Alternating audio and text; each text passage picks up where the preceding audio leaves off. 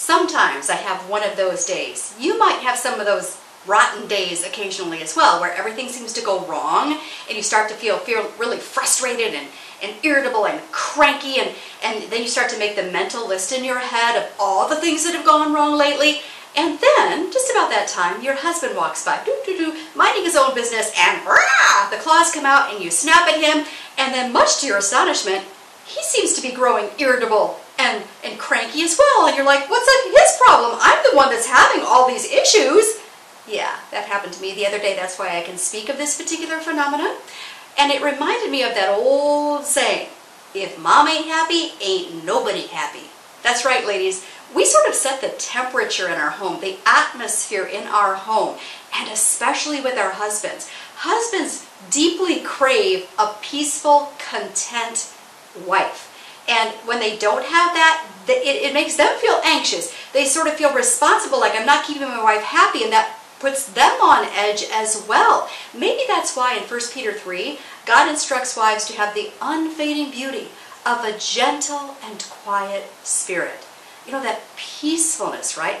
But how do we get that peacefulness back, which would be so helpful for our husbands, our kids, our entire home? How do we get that back when we're having a bad day, when things seem to be going wrong, one thing right after the other? Well, I want to share with you just a couple of thoughts that have been really helpful for me. First of all, it's helpful to realize that we are in an invisible spiritual battle. If you're a Christian, the enemy is after you. He wants to harass you at every turn. And so it helps me to remember that in that moment of super frustration, to go, I see what's going on here. And I actually envision in that moment Satan sitting on my shoulder, whispering into my ear, goading me to be, critical and to, vent my anger at my husband. And I go like this, bam! And I bash him off my shoulder. I really do that. Honestly, I go bam, because it reminds me, it's like a symbolism thing that reminds me that this is all a spiritual battle. The enemy's trying to provoke me and harass me, and I'm not going to take the bait.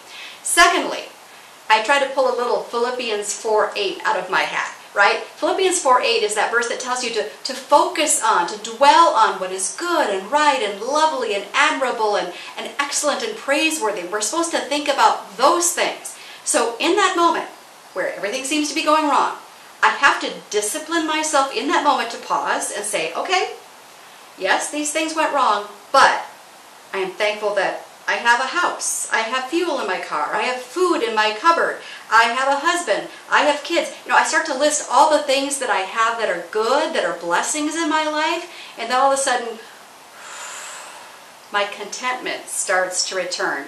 And guess who's really happy about that? Not just me, but my husband's really happy about that too.